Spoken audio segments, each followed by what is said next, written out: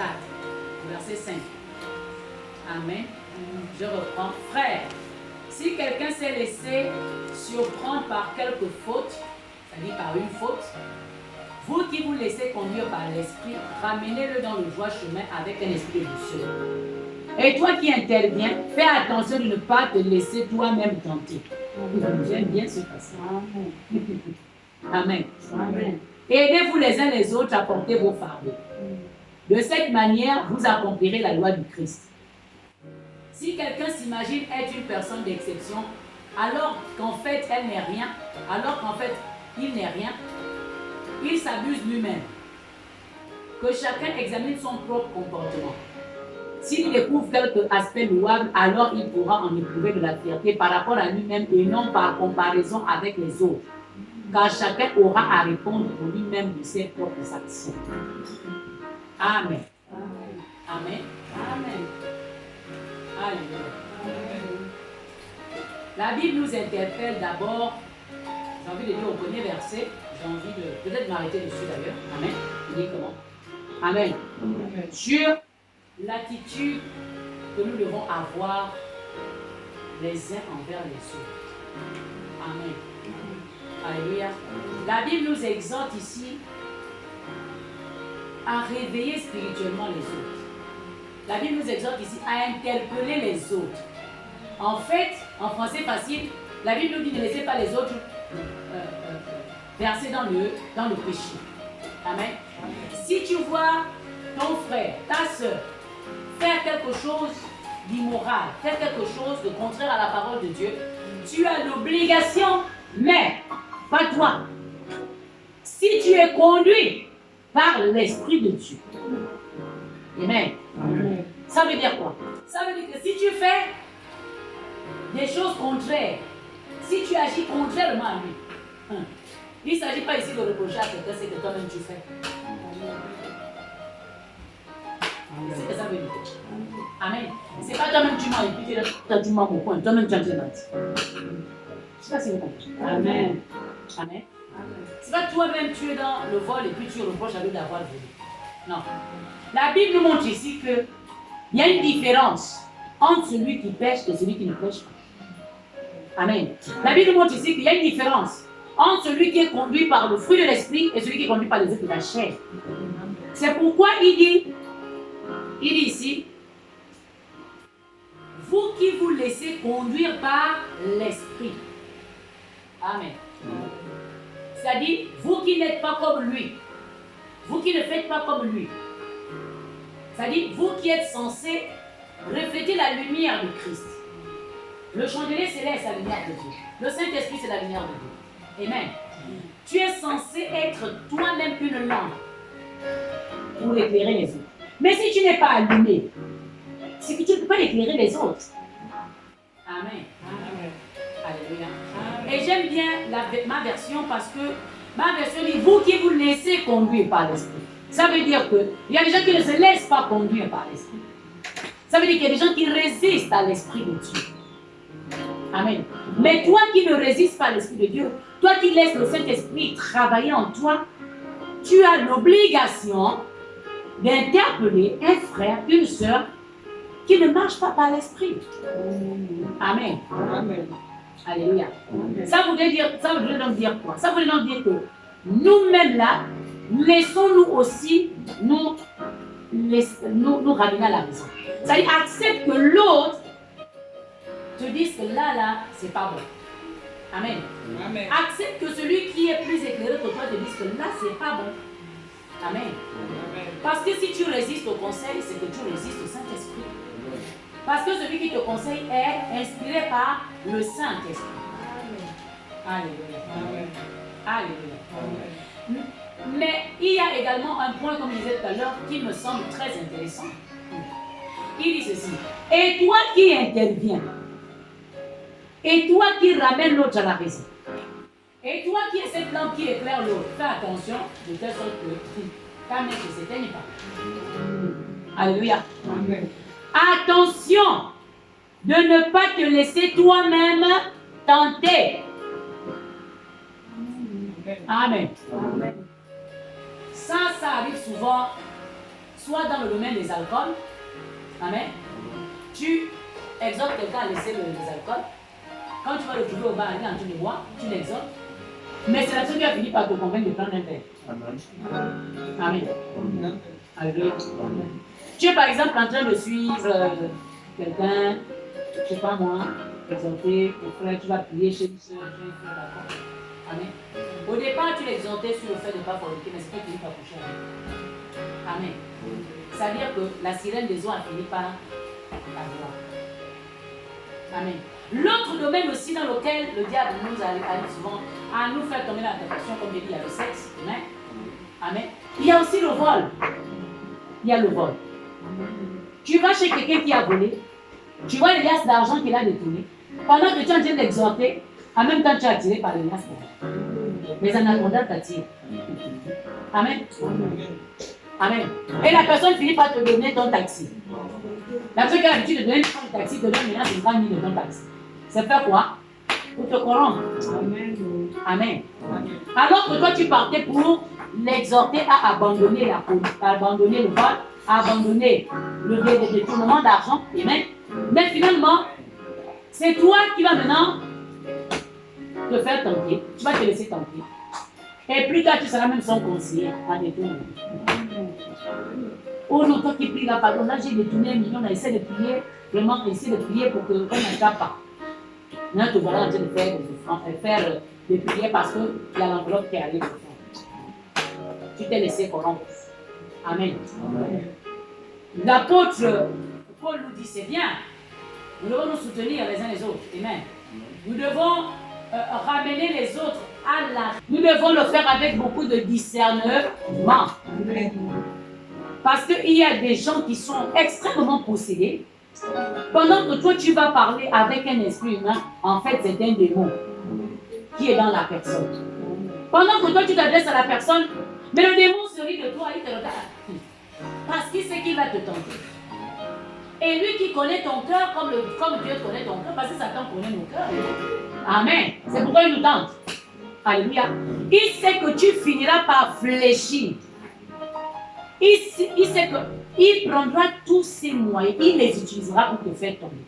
C'est pourquoi l'apôtre Paul nous prévient. Il dit qu'attention, dans l'exhortation des autres, dans le fait de ramener les autres à la raison, les autres aussi peuvent vous ramener à la mauvaise raison. Les autres aussi peuvent vous ramener au péché. Les autres peuvent aussi vous tirer vers le bas.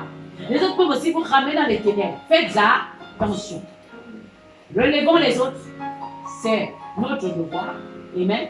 Mais faisons-le avec attention. Amen. Alléluia. Amen. Quand tu vois que tu n'es pas encore affermi, tu es affermi spirituellement. Et même, il y a des affermis spirituellement qui tombent. On ne tombe pas le diable. Il vaut mieux ne pas s'approcher de certaines personnes. Amen. Amen. Amen. Tu l'exhortes une fois, 2 fois. Si la 3e fois, il s'entête, tu secoues le sable de tes pieds. Tu dis, mon frère, ça va aller. Inch'Allah, Dieu est vivant. On se retrouvera, j'espère aussi. Parce que l'apôtre Paul a dit qu'il y a des gens qui amènent les autres vers le bas. Il y a des gens qui ramènent les autres dans le péché. Tu vas exhorter quelqu'un à ne plus aller en boîte de nuit. Il va te convaincre par A plus B. Amen. Que la boîte donne un certain plaisir, la boîte de nuit t'amène à t'évader des problèmes, et je ne sais pas moi, amen. Ou bien que la bière t'amène à oublier les problèmes. Quand tu rentres bourré, tu oublies les problèmes. Amen. Amen. Et voilà comment toi aussi tu vas boire pour essayer, parce que tu n'as pas appris à abandonner tes fardeaux. C'est qui est là. Amen. Amen. Il dit au verset 2, aidez-vous les uns les autres à porter vos fardeaux. Nous devons nous soutenir mutuellement. Amen. Nous devons nous soutenir. Et l'un des soutiens que nous pouvons apporter actuellement à l'humanité, c'est notre intercession. Amen. Amen. Il serait anormal pour tout chrétien en ce moment apocalyptique de ne pas élever la voix. Il serait anormal en ce moment de trouver un chrétien qui ne vit que dans la distraction 24 heures sur 24. Il serait comment? Anormal. Parce que l'apôtre Paul nous recommande ici de porter les fardeaux, autant pour moi, les uns les autres. Amen. Amen. Il y a des gens qui sont affaiblis dans les hôpitaux. Il y a des gens qui sont affaiblis psychologiquement parce qu'en quarantaine depuis des semaines, bientôt, peut-être un mois déjà, je ne sais pas. Amen. Amen. Il y a des gens qui sont en train de faire des dépressions à travers le monde, même dans notre pays. Amen. Mais nous devons les soutenir en prière. Il y a des gens qui sont en train de vivre des situations difficiles. Nous devons les soutenir en prière. Amen. Il y a des gens qui sont en train de s'égarer par rapport à la voix du Seigneur. Nous sommes dans l'obligation de les ramener, et toujours les ramener à la raison, du mieux qu'on peut. Parce qu'en ces temps-là, de fermeture d'église, beaucoup de personnes vont retomber dans les choses qu'elles ont voulues. Je suis sûr qu'il y a des gens même qui ont déjà oublié comment on prie. Par exemple, la catégorie pour qui on se gosillait toujours a dit prie, prie, prie, élève la voix, prie, prie, prie, élève la voix, prie, prie, prie, élève la voix. Cette catégorie-là ne prie pas. La catégorie qui se laissait toujours motiver à l'église. Amen. Oh. Amen. Les intercesseurs se gosillaient. Amen. Oh. Amen. Amen. Pour ouvrir ta bouche, il faut d'abord que quelqu'un prenne le micro pour te motiver. Les gens qui avaient besoin de kérosène, besoin de carburant pour décoller dans les maisons, en ce moment, il n'y a plus de motivateur. Pas de motivation, mais de motivateur. Il n'y en a plus. Il n'y a plus quelqu'un pour te motiver, pour te dire prie, prie, prie. Ces gens-là ne prient plus. Amen. Que Dieu nous aide. Que Dieu nous aide. Alléluia. Amen. Dans ce cas, si tu connais quelqu'un qui ne prie plus, parce que pour lui, pour prier, il faut un carburant, il faut le gasoil ou l'essence, ou le kérosène, je ne sais pas. Amen. Si vous êtes voisin, va le trouver, commencer à prier ensemble. Amen. Il y a des gens qui ont toujours besoin qu'on ravive leur flamme. Malheureusement, Amen. Alléluia. L'apôtre Paul nous dit que c'est de cette manière que nous accomplirons la gloire de Christ, en nous soutenant les uns les autres, en portant les fardeaux les uns des autres. Alléluia.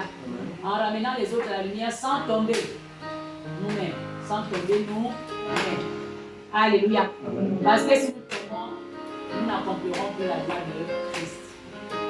Amen. Si tu tombes avec celui que tu as envie d'exhorter, tu n'accomplis plus la gloire de Christ. Parce que vous retrouvez maintenant deux habitants du monde des ténèbres. Deux âmes peuplant le royaume des ténèbres. Alors que normalement, on devait être deux âmes peuplant le royaume de Dieu. Si Dieu a mis en toi son Esprit Saint, c'est pour que tu ramènes les autres aussi à la lumière. Mais si c'est maintenant toi, le Saint-Esprit qu'on ramène aux ténèbres, ça devient compliqué pour Dieu. Et à partir de ce moment, tu n'as plus à accomplir le plan de Dieu. Amen. Ce n'est pas la peine de trouver des excuses quand on pêche. Quand on pêche, répandons-nous simplement. Revenons sur la bonne voie. Ce n'est pas la peine de justifier que bon, si Dieu n'a pas voulu que je tombe, il ne fallait pas qu'il m'envoie cette personne pour l'exauter. Non, non, non, c'est ça. Dieu t'a doté de son Esprit Saint. C'était pour résister à la tentation. Amen. Mais c'est toi qui as cédé. Ce n'est pas la peine d'attribuer à Dieu ça. C'était la volonté de Dieu, c'est faux. La volonté de Dieu, c'est que nous soyons purs. La volonté de Dieu, c'est que nous soyons saints. La volonté de Dieu, c'est que nous soyons irréprochables. Que nous soyons sans tache ni ride. Voici la volonté de Dieu. Alléluia. Alléluia. Amen. Amen. Au verset 3, il dit, si quelqu'un s'imagine être une personne d'exception, alors qu'en fait il n'est rien, il s'abuse lui-même. Amen. Amen. Alléluia. Amen.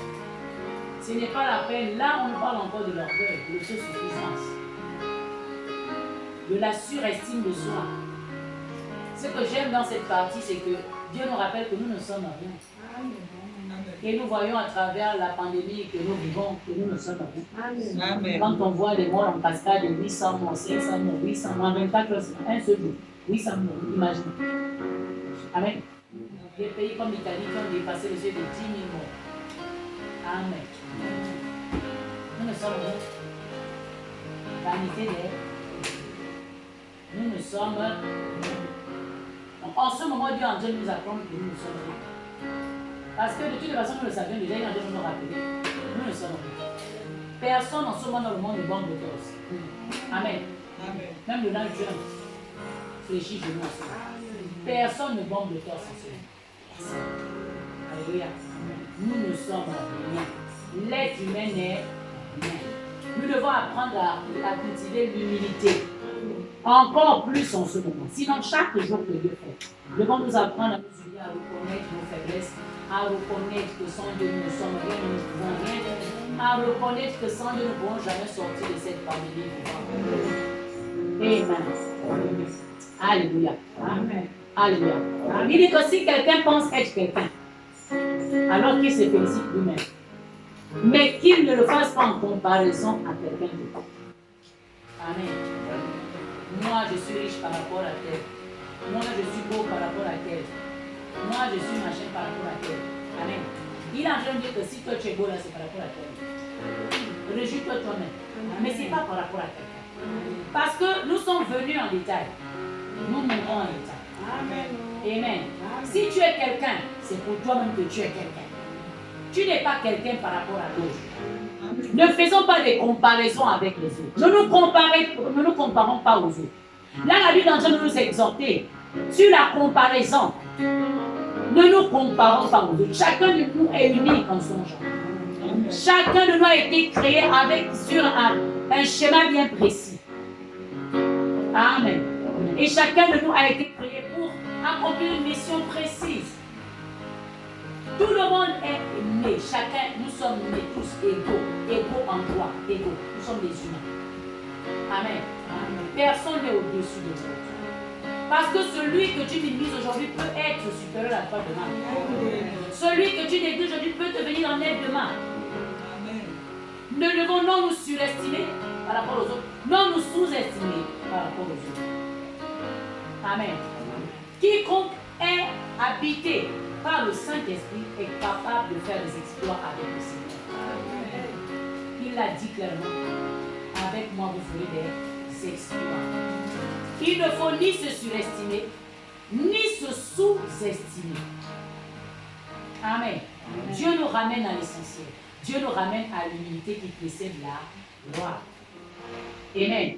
L'humilité qui amènera Dieu à étendre sa main pour nous sortir de cette pandémie vivante. Dieu est bien vivant. Parce qu'on en soit en ce moment mort. Mais que Dieu nous en sorte vivant. Alléluia. Amen. Amen. Que Dieu nous en sorte comment? Vivant. Amen. Afin que nous puissions continuer à la louer. Alléluia. Amen. Alléluia. Amen.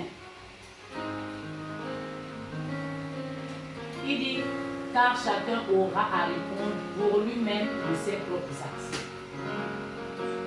Amen. Pour lui-même de ses propres actions. Nous serons jugés, chacun selon ses œuvres.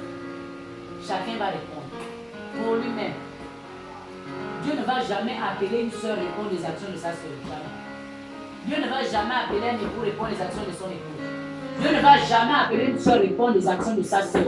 Jamais. Amen. Chacun va répondre pour lui-même de ses propres actes. Chacun sera responsable de ses propres actes devant Dieu.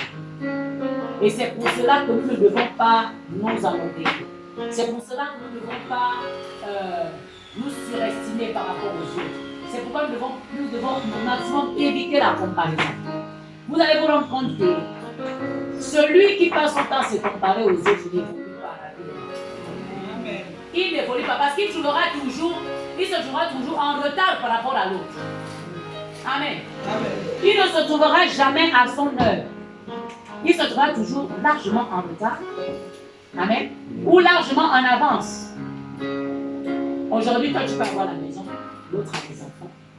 Toi, tu peux avoir la maison, ne pas avoir les enfants. Je pense que c'est bon. Amen. Amen. Amen. Tu peux avoir une voiture, il ne pas avoir une maison. Amen. L'autre à la maison n'a pas la voiture. Nous avons, nous-mêmes les humains, établi une liste des choses qui nous rendent supérieurs aux autres. Je travaille donc je suis supérieur au chômage. Mais le chômage est un temps. Le chômage, c'est une période de recherche d'emploi. Amen. Celui qui est au chômage aujourd'hui pourrait être ton recruteur demain. Amen. Alléluia. Amen. Ce n'est pas parce que tu as un peu d'argent, tu es un peu nanti que tu es au-dessus de tout ce soit. Parce que demain, tu peux te retrouver sans argent. Parce que la terre tourne. Parce qu'il abaisse ceux qui se croient élevés. Et il élève ceux qui se sentent petits, ceux qui sont humbles, ceux qui reconnaissent que sans Dieu, ils ne sont rien. Alléluia. Alléluia. Donc l'apôtre Paul nous exhorte aujourd'hui dans Galates 6, pendant du premier verset, dans les 5 premiers versets, du premier verset au verset 5, amen. Il nous exhorte, à nous soutenir les uns les autres, amen. Ça veut dire à nous laisser aussi soutenir, amen. Il nous exhorte à marcher selon l'esprit pour ne pas tomber dans la tentation, amen. Il nous exhorte donc à marcher avec prudence. Alléluia. Il nous exhorte également à ne pas trop être imbu de nos personnes. Parce qu'il est capable de nous abaisser demain. Et ce sont ceux qui sont petits aujourd'hui qui nous tendront la main pour nous relever. Amen. Amen. Il nous amène à prendre conscience que nous sommes tous égaux. Qu'il n'y a pas d'inférieur, il n'y a pas de supérieur. Que nous sommes tous égaux. De nous détourner des règles que nous avons nous-mêmes établies dans ce monde pour écraser les autres, pour piétiner les autres. Amen. Et de commencer à être généreux, à regarder aux autres. C'est la générosité, dans l'humilité, mais pas de la générosité dans l'orgueil, pas de la générosité intéressée, mais de la générosité simple, la générosité venant de Dieu, la générosité désintéressée. Amen.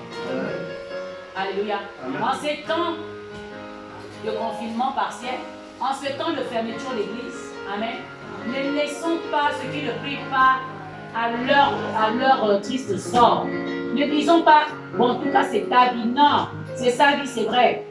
Mais le problème, c'est que tu as le devoir. Pour accomplir la loi, tu as le devoir de le ramener à la lumière, de le ramener à la raison. Amen. De lui donner les conseils, hein, qui vont l'éclairer. Parce que quelqu'un qui ne prie plus est retombé dans les ténèbres. Quelqu'un qui ne dit plus la parole de Dieu est retombé dans les ténèbres. Amen. Ne laisse jamais quelqu'un s'égarer sans le ramener sur le droit chemin. Amen. Alléluia. Amen. Parce qu'il nous a assigné la mission de délivrer les captifs. Celui qui est dans les ténèbres a besoin de délivrance. Alléluia. Et entre nous aussi, quand nous nous soutenons, laissons-nous soutenir, laissons-nous nous soutenir. Amen. Que Dieu nous accorde la grâce d'être humbles, que Dieu nous accorde la grâce de nous considérer les uns les autres comme tous égaux devant Dieu. Amen. Que Dieu nous accorde la grâce d'éclairer ceux qui sont retombés dans les ténèbres, mais que Dieu nous accorde surtout la grâce en ces moments difficiles de ne pas tomber dans la tentation, de ne pas tomber dans la tentation.